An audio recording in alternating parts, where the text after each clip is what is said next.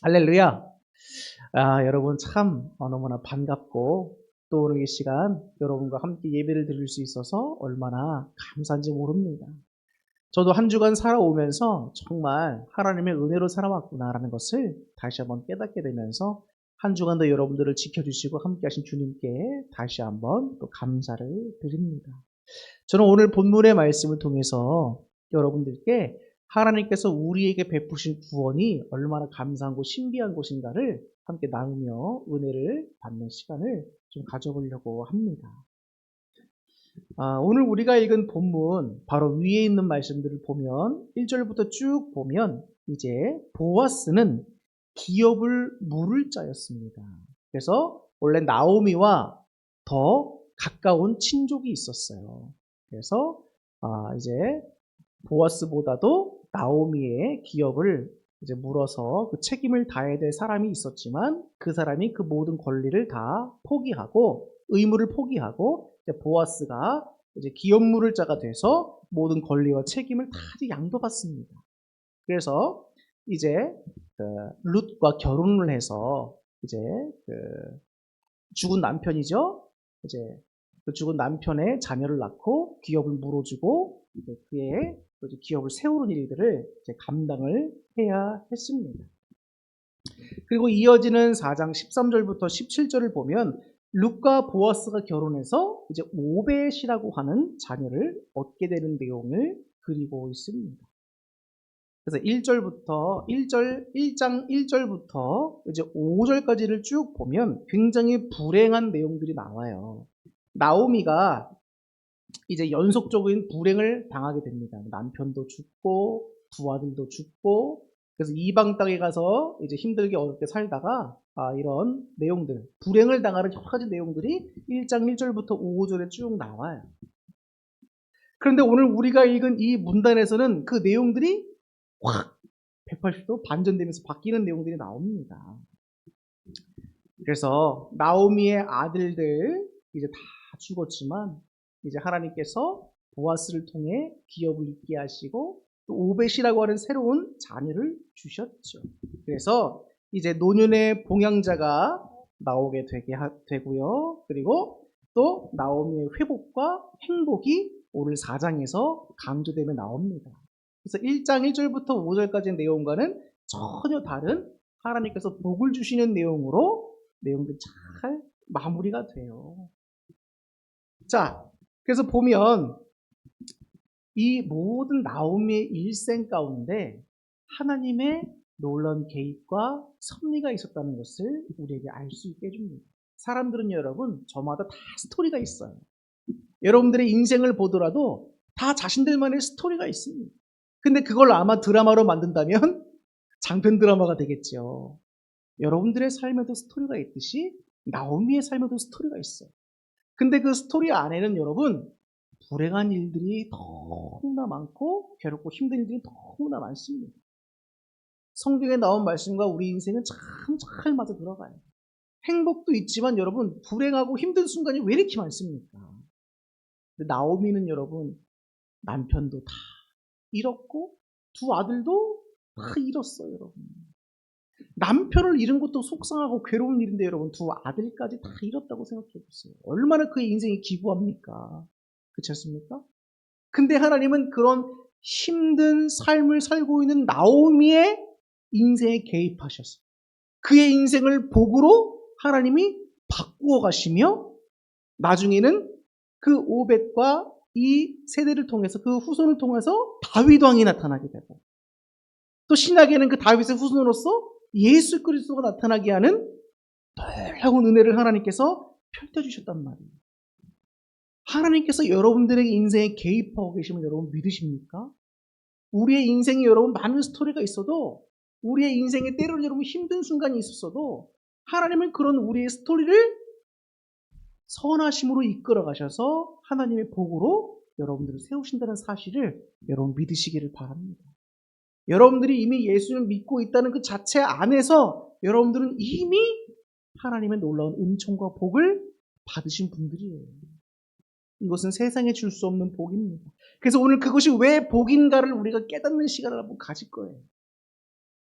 그리고 또 여러분 4장 18절부터 22절까지에 보면 오늘 본문의 말씀이죠. 좀 이게 무슨 말씀인가? 좀 생뚱맞다라는 생각이 들 수도 있어요. 자, 우리가 18절 이전을 다시 한번 보면 어떤 내용으로 끝난다고 그랬죠? 나오미가 하나님의 놀라운 복을 받아서 오벳을 출생함으로 그의 모든 회복이 이루어지고 하나님의 복이 임하는 곳으로 끝나고 있습니다, 내용이. 근데 갑자기 마지막에 족보 얘기가 나와요. 이게 무슨 말인가? 이렇게 여러분 생각할 수도 있습니다. 근데 이 약식 족보를 잘 보면 누구부터 시작하고 있죠? 베레스라고 하는 사람부터 시작해서 누구까지? 다윗 왕까지 나와 있습니다. 일종의 여러분 이것은 독립적인 종결 부분이에요. 그래서 룻기 전체 내용과 뭐 굳이 큰 상관이 있을까? 라고 생각할 수도 있습니다. 그런데 이 족보 이야기가 탁 들어감으로 말미암아 이 룻기라고 하는 내용 자체가 그냥 이 룻이라고 하는 여인의 어떤 한 인생에 대한 내용이 아니구나. 그냥 한 여인이 불행했던 여인이 하나님의 은혜를 받아서 이렇게 행복한 스토리로 끝나는 게 다가 아니구나라는 걸 얘기해 주는 거예요. 그 모든 역사 가운데 지금 뭘 말하고 있는 건가?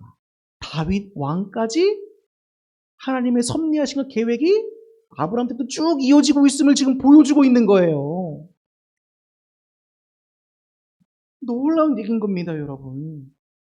룻에게서 장차 이스라엘의 위대한 왕 다윗이 태어나고 또 신약에 이르러서는 다윗보다 더 위대한 다윗의 son 예수 그리스도가 탄생하게 된다는 그 놀라운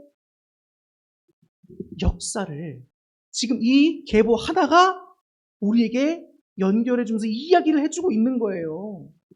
그래서 이것은 룻기는 여러분 한 가정과 한 여인의 개인적인 역사 이야기가 아닙니다. 이스라엘 나라 전체 이야기로 확장되고 있고요. 더 나아가 하나님의 나라로까지 확대되는 놀라운 이야기가 이 족보에 담겨 있는 거예요. 룻기의 핵심은 뭘까요? 오늘 이 본문의 말씀이에요. 계보의 말씀입니다, 여러분. 더욱이 여기서 우리가 언급된 족보 가운데 우리가 좀 주목해야 될 부분이 있습니다. 두 가지가 있는데요.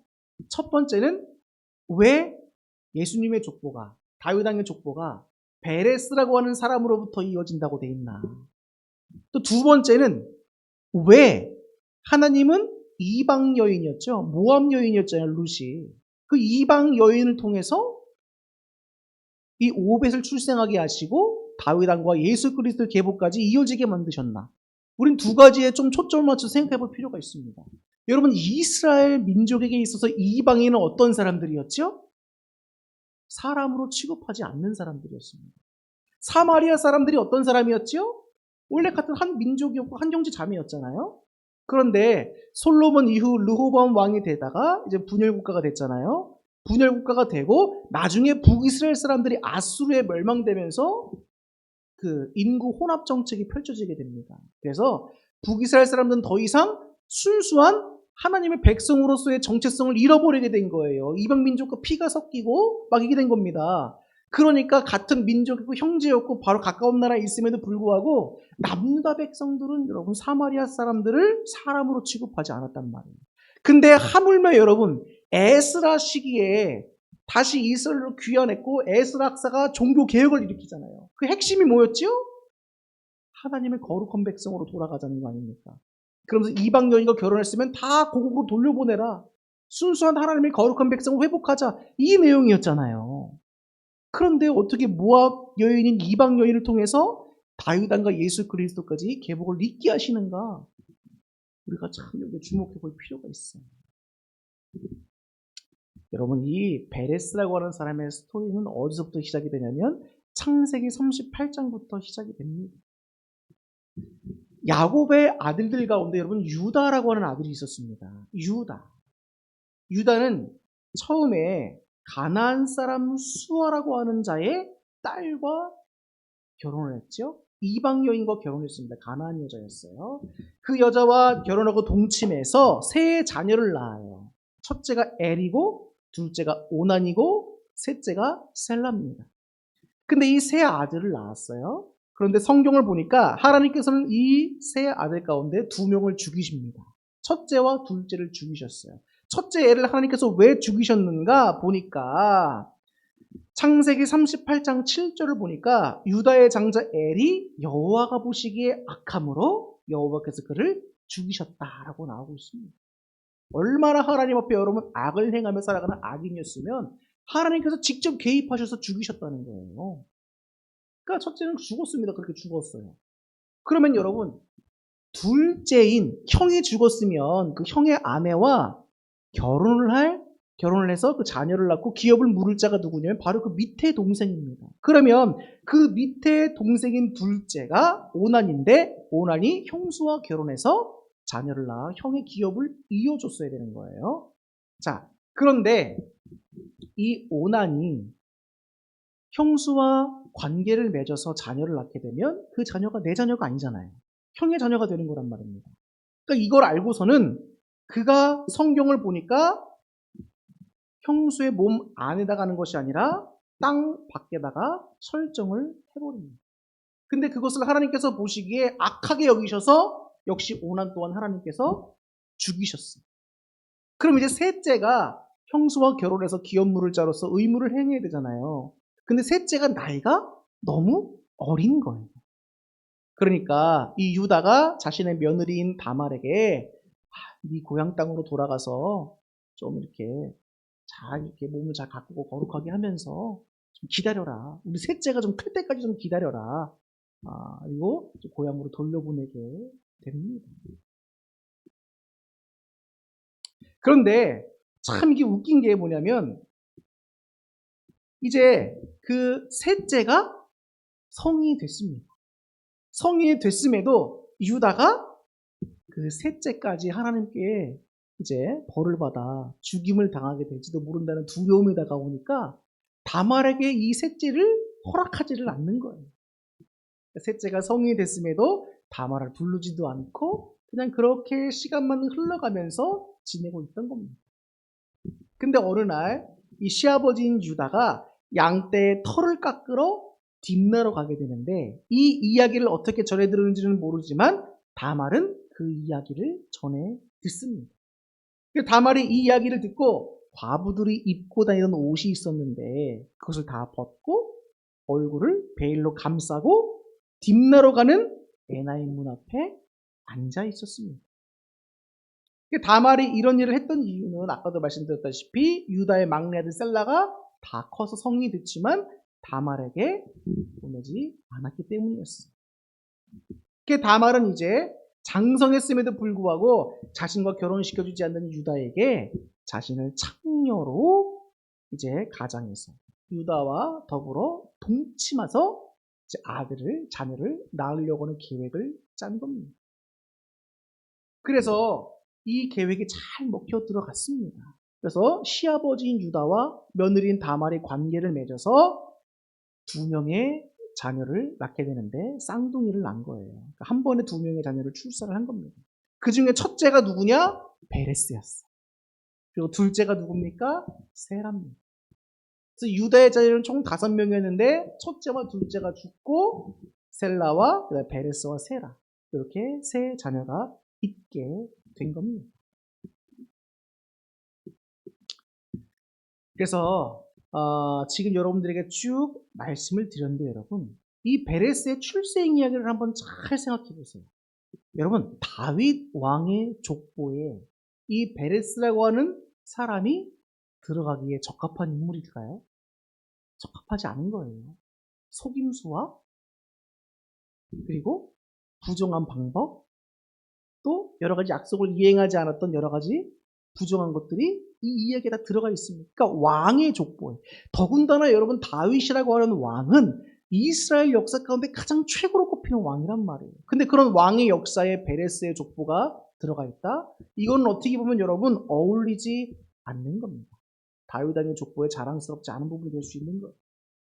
그렇지만 다말과 룻과 같은 여인들이 다윗 왕 그리고 더 나아가서는 예수님의 족보에 오르게 되었다는 것은 여러분 결국 하나님의 이 구속 역사의 핵심이 뭐냐? 이걸 잘 보여준다는 거예요. 다윗 왕의 족보에도 어울리지 않을 것 같은 베레스지만, 예수님의 족보에도 결코 어울릴 것 같지 않은 베레스지만 족보에 들어가서 있다? 이게 무슨 의미일까 생각할 수 있어. 그리고 룻도 모압 여인이고 이방 여인인데 어떻게 그 족보에 들어가 있는가? 여러분, 여기에서 이 구속 역사의 핵심을 우리가 발견할 수 있다는 거예요. 그럼 구속 역사의 핵심이 뭐겠습니까, 여러분? 주님께서 우리를 구원해 주시는 데에는 혈통이나 조건이나 자격이 없다는 거예요. 필요 없다는 거예요. 오로지 하나님의 은혜로 우리 모두를 구원해 주신다는 거예요, 여러분. 여기에 핵심이 있는 거예요. 하나님의 구속 역사의 신비가 여기 담겨 있다는 겁니다, 여러분. 바울이 로마서 11장 33절에 이렇게 고백하고 있습니다. 깊도다. 하나님의 지혜와 지식의 부요함이 그의 판단은 측량치 못할 것이며 그의 길은 찾지 못할 것이로다. 이 말이 무슨 말씀이죠? 하나님이 신비롭다는 거예요. 하나님의 계획하신 그 생각과 지식과 모든 것이 너무 깊고 인간의 지식으로 측량할 수 없을 만큼 신비롭다는 거예요, 여러분. 주님께서 우리에게 베푸시는 구원은 여러분, 우리가 무슨 자격이 있거나 우리가 무슨 혈통적으로 주님께 뭐 엮여 있거나 그런 게 전혀 아닌 거예요. 오직 뭐다? 주님의 은혜다라는 거예요. 제가 한번 하나님께 그런 말씀을 드린 적이 있어요. 제가 하나님의 마음을 오해하고 좀 하나님의 마음을 좀 아프게 해드린 적이 있습니다. 그러니까 이게 참 그래서 하나님께 참 이렇게 어쨌든 그런 부족한 모습으로 나아가고 하는데 하나님께서 한번 그런 말씀 해주시는 거예요. 사랑하는 종아, 내가 너를 지금까지 지켜왔고 너를 업어서 키웠다는 거예요. 주님께 막 속삭한 마음으로 아래 걸고 불평하고 있는데 주님께서 그러시는 겁니다. 내가 너를 지켜왔고 업으면서 지금까지 키워왔다는 겁니다. 너는 나의 특별한 종이라는 거예요. 제가 그 말씀을 듣는데 야, 내가 하나님의 마음을 너무 오해해도 오해했구나.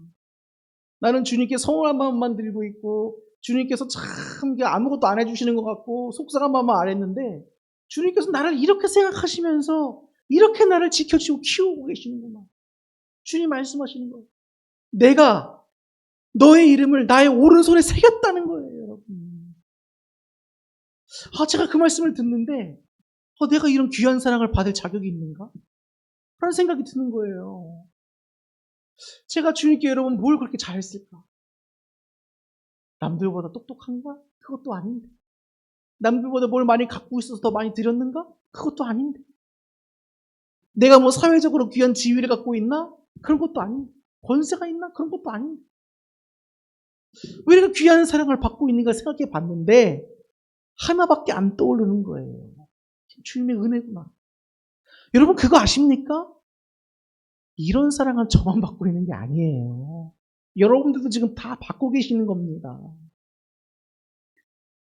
여러분, 밖에 나가서 전도해 보면 내가 얼마나 귀한 사랑 받고 있는지 알아요. 전도를 하면 여러분, 사람들에게 전도할 때 여러분 그 사람들이 예수님 믿으세요라고 저희가 전도하지만 그런다고 그 사람들이 예수님 믿으러 바로 나옵니까? 안 나와요. 여러분 예수님 믿는 거 여러분 정말 은혜인 겁니다. 이거 은혜 중에 은혜예요. 내가 예수님 믿고 싶어서 믿을 수 있는 게 아니라니까요. 하나님의 선택과 부르심과 허락하심이 다른 사람들보다 여러분들에게 먼저 임한 거예요. 그건 뭐죠? 하나님께서 여러분들을 먼저 택하여 세우셨다는 거예요. 하나님의 백성으로. 주님의 일을 감당하고 여러분들을 통해 또 다른 복음이 전해질 수 있도록. 얼마나 귀한 겁니까? 선택받은 자들이에요, 여러분들. 세상에 나가서 여러분, 사람들한테 내가 인정받고 내가 선택받아서 어떤 중요한 직책을 직임을 맡았다고 생각해 보세요. 사람들을 인정해 주는구나. 선택받았구나. 여러분 생각해 보세요. 여러분들이 일하는 직장에서 윗사람들이 나를 인정해 줘서 더 높은 직책과 직임을 맡겨줬다고 생각해 보세요. 얼마나 기쁘고 감사한 일입니까, 여러분. 월급을 더 받으니까 더 좋죠? 근데 그것보다 여러분, 내가 선택받았다는 걸 자부심을 느끼게 되고, 또 내 밑에서 나를 따라오는 사람들이 나라고 하는 사람을 또 이렇게 보면서 인정해 주기 때문에 또 기쁨이 있는 거예요. 근데 여러분 보십시오. 하나님이 어떤 분이십니까, 여러분? 제가 항상 늘 여러분들께 말씀드리죠. 하나님과의 나의 관계를 잘 생각해 봐야 됩니다. 하나님은 어떤 분입니까? 전능하신 우리 주님, 창조주 우리 하나님, 유일신 되시는 그분, 세상 여러분 그 우주, 넓은 우주 가운데 이 조그마한 아무것도 아닌 지구에, 세상에 이 60억 명이 넘는 이 지구에, 그것도 이 조그만 한국이라는 나라에 얼마나 많은 사람들이 있습니까? 근데 그 중에 여러분들을 선택해 주셨다는 거예요. 구원의 은혜를 베푸셨다는 겁니다. 어떤 혈통이나 자격이 있어서가 아니라 하나님의 은혜로 여러분들을 사랑하셔서 부르셨고 먼저 이 은혜를 베풀어 주셨다는 거예요. 여러분들을 또한 쓰시기 위해서, 하나님의 나라를 위해서 내가 여러분 일조하고 있다는 게 얼마나 감사한 일입니까? 구원의 신비와 은혜가 여기 있는 거예요. 이 사실을 우리가 여러분 좀 가슴 깊이 알고 내려온다면 어떻게 감사를 안 할 수가 있습니까? 하나님이 여러분들을 얼마나 사랑하시는지를 여러분들이 그 하나님의 마음을 느낀다면 여러분들이 어떻게 감사를 안 할 수가 있습니까? 제가 몇 주 전에 여러분들에게 설교 한번 드렸잖아요. 하나님의 마음이 우리에게 전달돼야 되는데 그걸 막고 있는 여러 장애 요소들이 있다고. 우리의 마음을 여러분 하나님의 말씀에 비추어 잘 살피셔야 돼요. 그렇지 않으면 여러분 신앙은 얼마든지 사탄이 회방 놓기에 너무 좀 쉽습니다. 우리는 눈에 보이는 것이 아니라 눈에 보이지 않는 것을 믿으며 믿음으로 걸어가는 사람들이에요. 근데 사탄은 우리의 마음은 자꾸 뭘 보여달라고 그래요.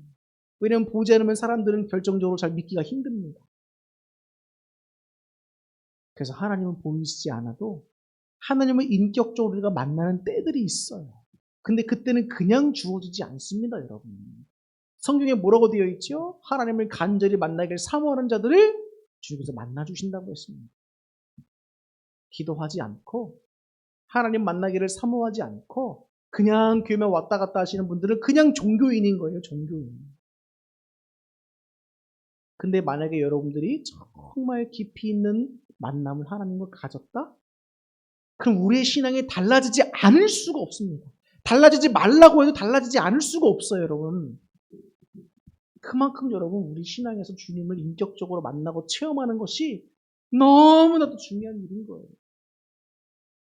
성령 충만을 받는 일이 너무 중요한 일입니다. 저는 성경을 읽으면서 놀라운 말씀들이 있어요.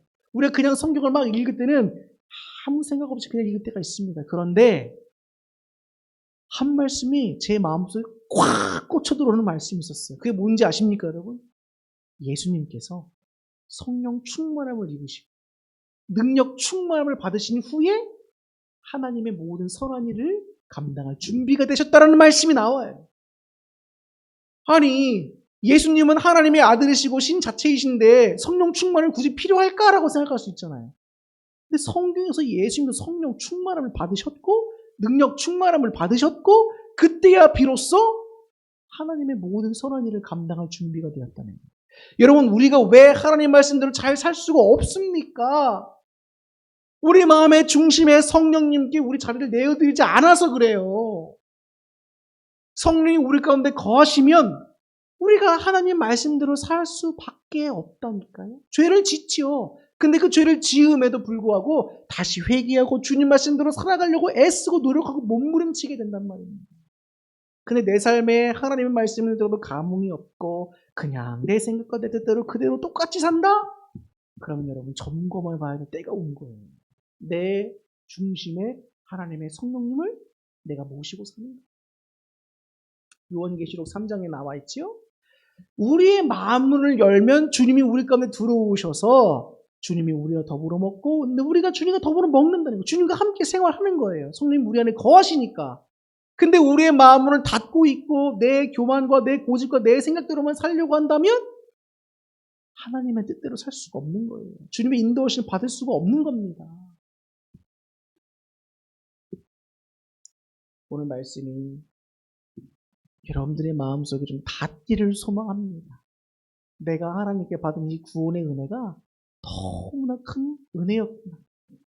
이 은혜만 여러분 마음속에 잘 생각하신다면, 예수 그리스도의 그 십자가의 은혜를 내 마음속에 늘 묵상하고 사신다면 감사가 안 나올 수가 없어요. 우리가 하나님께 깊은 기도를 드리고 하나님께 나아가고 신앙에 성장하고 성장할수록 예수 그리스도의 그 십자가의 구원의 은혜가 얼마나 깊이 있고 크게 다가오는지 모릅니다. 하나님께서 우리를 사랑하신다는 그 사랑의 정수가 예수 그리스도의 십자가 사건이었고, 예수 그리스도였고, 제가 한번 말씀드렸잖아요. 너의 유일한 소망이 뭐냐? 하나님께 저에게 질문하셨던 내용이에요. 여러분들에게 진짜 유일한 소망이 뭡니까? 돈입니까? 건강입니까? 어떤 명예나 지위입니까? 여러분 그런 거 다 소용없는 거예요. 예수님 믿고 구원받지 못하면, 하나님의 은혜를 입지 못하면 세상의 모든 것들은 다 여러분 부차적인 겁니다. 의미가 없어요. 내가 일단 살고 나서야 의미가 있는 것들이지. 저는 참 하나님께서 저에게 주신 그 질문을 몇 년이 지나도 잊을 수가 없어요. 가장 핵심적인 질문이었기 때문에. 제 인생의 유일한 소망이 예수님이 안 됐었던 거예요. 제가 목사였음에도 불구하고. 그걸 하나님께서 깨우쳐주시고 가르쳐주시면서 한마디로 핵심을 딱 찔러 가르쳐주신 거예요. 근데 여러분들의 유일한 소망이 누가 되고 있고 뭐가 되고 있냔 말이에요. 정말 예수님을 통해 베풀으신 구원의 감격이 여러분들에게 있습니까?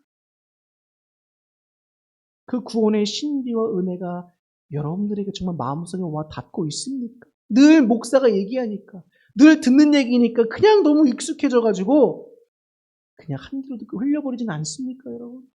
이제 우리가 다음 주면은 예수님이 오신 성탄절이 있잖아요. 25일이 얼마 안 남았습니다. 그 예수님의 오심을 우리가 기다리고 있는 대림절도 우리가 보내고 있지만, 여러분, 예수 그리스도의 그 나심을 마음속에 한번 잘 여러분 염두에 둬보세요. 왜 예수님이 이 땅에 오셔야 됐는가? 한 가지예요, 한 가지. 혈통도 아무 상관도 없고 아무런 자격도 없는 죄인이지만 우리를 구원하시기 위해서 예수님이 이 땅에 오셨다는 거예요. 근데 예수님이 이 땅에 오심은 우리의 인기를 받으시기 위한 것도 아니고 우리의 높임을 받으시려고 하신 것도 아니고 가장 낮은 모습으로 오셔서 제물되어 죽기 위해서 이 땅에 오셨다는 거예요. 여러분들의 인생이 이미 태어나면서부터만 운명 지어졌다고 생각해요. 그게 가장 비참한 죽음입니다. 여러분들 인생 살만 나시겠습니까? 하나님 나를 왜 이렇게 선택하셨습니까? 막 원망과 불평이 안 나올 수가 없잖아요. 근데 저는 예수님이 죽기까지 충성하셨다는 거에 은혜를 받아요. 십자가에 달려서 고통받고 있는 예수님을 향해서 많은 사람들이 조롱합니다. 네가 그리스도 메시아라며, 네가 너를 구원해봐라. 얼마나 화가 나고 우라통이 터집니까? 용서할 수 없는 그들이에요. 근데 예수님이 어떤 모습을 보이셨죠? 에라이 다 죽어버려라 심판하겠다가 아니시고, 주여 저들이 하는 일을 저들이 모릅니다. 그들을 위해 사랑의 마음을 용서하면서 중복이 되주시잖아요. 여러분, 이 모습을 통해서 우리는 또 뭘 배워야겠습니까? 우리도 용서하는 마음을 가져야 돼요. 근데 왜 이렇게 여러분 우리 믿는 사람들이 마음이 옹졸한지 몰라요. 한번 마음이 틀어졌다고 여러분 세상 사람과 똑같이 틀어지고 용서 안 하고 미워하고 그러면 하나님이 기뻐하시겠습니까? 하나님이 한번 저에게 또 그런 말씀하셨어요. 내가 하는 사랑은 너희들이 하는 사랑과 다르다. 사랑을 행해라는 거. 하나님의 사랑은 어떤 사랑이었지요? 말뿐인 사랑이 아니라는 거예요. 예수 그리스도를 보내셔서 우리를 살리셨듯이 지금도 우리를 용서하시고 구원으로 인도해 주시듯이 너희 또한 사랑이 어떻게 해야 되겠느냐는 거예요. 여러분, 믿음, 소망, 사랑 가운데 모든 은사 가운데 최고가 사랑이라고 하는 이유가 뭡니까? 이제 설교를 마치려고 하는데 사랑이야말로 구원의 핵심이고, 사랑이야말로 성경의 핵심이고, 사랑이야말로 우리 삶에서 그리스도인답게 살아가는 모든 핵심이 되는 거예요. 오늘 예수님의 구속 역사의 신비는 뭡니까? 우린 자격이 없어도 주님의 사랑으로 얻게 되었다. 감사하셔야 됩니다. 여러분들은 선택받은 사람들이요, 구원으로 속한 사람들, 인도받은 사람들이라는 것을 여러분 꼭 명심하세요. 하나님께서 우리에게 오늘도 요구하시는 것이 있습니다. 70번이라도 용서해줘라. 사랑으로 감싸줘라. 여러분들 마음속에 도저히 용서가 안 되는 사람들이 있을 거예요.